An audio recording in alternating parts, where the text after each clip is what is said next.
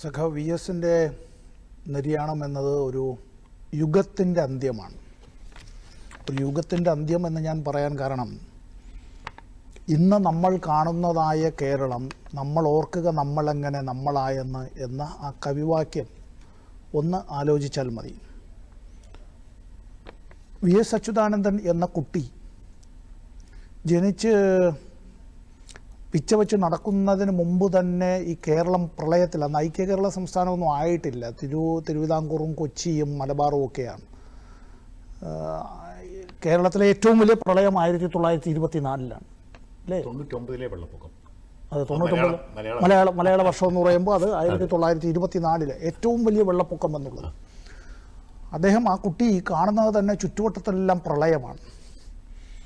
ആ പ്രളയം, പട്ടിണി, ദാരിദ്ര്യം ഇതെല്ലാം കണ്ട് അത് കഴിഞ്ഞ് വർഷങ്ങൾ കഴിയുന്നില്ല. 3 വയസ്സാകുമ്പോഴേക്കും തന്നെ നൊന്തുപെറ്റ അമ്മ, ആ അമ്മയുടെ മാറിൻ്റെ ചൂടിലൊന്നും മയങ്ങാൻ പോലും കഴിയാതെ ആ കുട്ടി വളരെ ദൂരെ നിന്ന് നാടാകെ പടർന്നു പിടിച്ചതായ വസൂരി, ആ വസൂരിക്ക് അടിപ്പെട്ട് അമ്മ വളരെ ദൂരെ ഒരു ഓലക്കീറ് കൊണ്ട് ഉണ്ടാക്കിയിട്ടുള്ള ഒരു കുടിലെന്ന് പോലും പറയാൻ കഴിയില്ല, ഒറ്റപ്പെട്ടതായ ഒരു ചായ്പിൽ അദ്ദേഹത്തിൻ്റെ ആത്മകഥയിൽ തന്നെ വിവരിക്കുന്നുണ്ട്.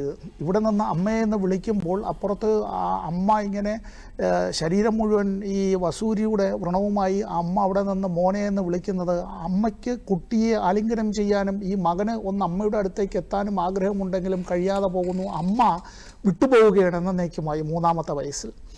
11-ാമത്തെ വയസ്സിൽ ആ കുട്ടിയുടെ പിതാവ് എന്നേക്കുമായി നഷ്ടപ്പെടുകയാണ്. അവിടെ ഈ കുട്ടിയുടെ വിദ്യാഭ്യാസം, മുന്നോട്ട് പോകൽ, കാര്യങ്ങളെല്ലാം അദ്ദേഹത്തിൻ്റെ ജ്യേഷ്ഠൻ ഗംഗാധരൻ ഏറ്റെടുക്കുകയാണ്. ഒരു തയ്യൽ തൊഴിലാളിയാണ്. ജ്യേഷ്ഠനോടൊപ്പം ഒരു തയ്യൽ തൊഴിലാളിയായി ആ കുട്ടി വിദ്യാഭ്യാസം കൂടി നടത്തുന്ന വേളയിൽ ഒന്ന് ആലോചിച്ച് നോക്കണം, ചില വഴികളിൽ കൂടി ഇത്തരത്തിൽ അവർണരായിട്ടുള്ള കുട്ടികൾക്ക് പോകാൻ കഴിയില്ല. പിന്നല്ലേ ഒന്ന് പഠിക്കുന്നതിനെ സംബന്ധിച്ച് അദ്ദേഹത്തെ, ആ കുട്ടിയെ ആക്രമിക്കുകയാണ്. അങ്ങനെ പൊതുവഴിയിൽ കൂടി നടന്നു പോയതിന് വീട്ടിലേക്ക് ചെന്ന ആ കുട്ടി, അന്ന് അച്ഛൻ ജീവിച്ചിരിപ്പുള്ള കാലത്ത് നടന്നൊരു കാര്യം ഞാനത് പറയുകയാണ്. അപ്പോൾ തിരിച്ചൊന്നും പറഞ്ഞില്ല. കൊടുത്തത് ഈ ഒരു ലോഹം കൊണ്ടുള്ള ഒരു അരഞ്ഞാണം പോലുള്ളൊരു വസ്തുവാണ് കയ്യിലേക്ക് കൊടുത്തത്. നീ തല്ലുകൊണ്ടുകൊണ്ട് വരേണ്ടതില്ല. പിറ്റേന്നും ഈ കുട്ടിയെ ആക്രമിക്കാനായി നിന്നവർ അവരാക്രമിക്കുമ്പോൾ ഇതുകൊണ്ടാണ് നേരിട്ടത്. ജീവിതത്തിൽ ആദ്യത്തെ പ്രതിരോധം ആ കുട്ടി പഠിക്കുകയായിരുന്നു. 7-ാം ക്ലാസ്സിൽ വെച്ചിട്ട് അദ്ദേഹത്തിൻ്റെ വിദ്യാഭ്യാസം നിലയ്ക്കുകയാണ്. ഔപചാരികമായ വിദ്യാഭ്യാസം, പിന്നീട് ഒരു കോളേജ് വിദ്യാഭ്യാസമില്ല. അവിടെ നിന്ന് അദ്ദേഹം ഇന്ത്യയുടെ രാഷ്ട്രീയ സ്വാതന്ത്ര്യ പ്രക്ഷോഭത്തിൻ്റെ തീച്ചൂളയിലേക്ക് എടുത്തു ചാടുകയാണ്. പ്രജകളല്ല, നമ്മൾ പൗരന്മാരായി മാറണമെന്ന്, ഐക്യ കേരള സംസ്ഥാനം വേണം എന്ന്, രാജവാഴ്ച അറബിക്കടലിൽ നിന്ന്, ദിവാൻ ഭരണം അവസാനിപ്പിക്കണമെന്ന്, അമേരിക്കൻ മോഡലല്ല ഇന്ത്യൻ യൂണിയനാണ് വേണ്ടത് എന്നത് ആ മുദ്രാവാക്യവുമായി വരുന്നതായിട്ടുള്ള ഒരു ചെറുപ്പക്കാരൻ 16-ാമത്തെ വയസ്സിൽ കമ്മ്യൂണിസ്റ്റ് പാർട്ടിയുടെ അംഗമായി, 19-ാമത്തെ വയസ്സിൽ ഈ കമ്മ്യൂണിസ്റ്റ് പാർട്ടിയുടെ ആദ്യത്തെ സമ്മേളനത്തിൽ പങ്കെടുത്ത് അതിനുശേഷം ഇപ്പോൾ അദ്ദേഹം നിര്യാണമടയുമ്പോൾ അറിയേണ്ട ഒരു കാര്യം, ലോകത്തിലെ തന്നെ ഏറ്റവും തലമുതിർന്ന കമ്മ്യൂണിസ്റ്റ് നേതാവിനെ, ആചാര്യനെയാണ് നഷ്ടപ്പെട്ടത് എന്നുള്ളതാണ്. ഇന്ന് കാണുന്നതായിട്ടുള്ള കേരളമാകുന്നതിൽ അദ്ദേഹത്തെ പോലുള്ള നേതാക്കൾ വഹിച്ചിട്ടുള്ള പങ്ക് എന്നുള്ളത് അദ്വിതീയമാണ്.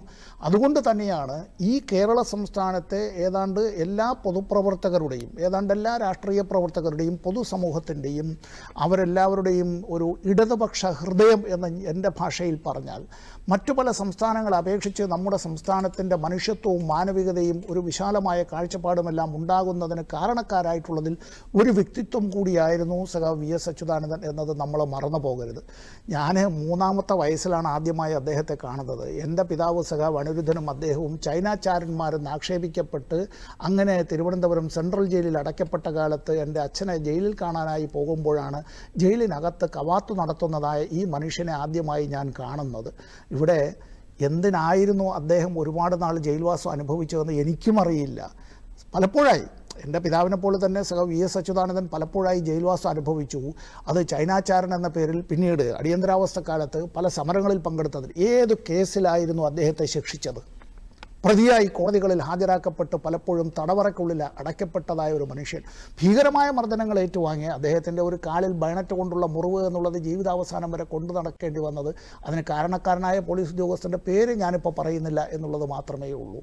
വാസ്തവത്തിൽ അദ്ദേഹം കേരളത്തെ കേരളമാക്കിയതിൽ അദ്ദേഹം വഹിച്ചിട്ടുള്ളൊരു വലിയ പങ്കുണ്ട്. അദ്ദേഹമില്ലാത്ത കമ്മ്യൂണിസ്റ്റ് പാർട്ടി, അദ്ദേഹമില്ലാത്ത CPIM, അല്ല CPIM ഇല്ലാത്ത സഖാവ് വി എസ് അങ്ങനെ കാണാനേ കഴിയില്ല. അത് പരസ്പര പൂരകമായിരുന്നു എന്നുള്ളതാണ്.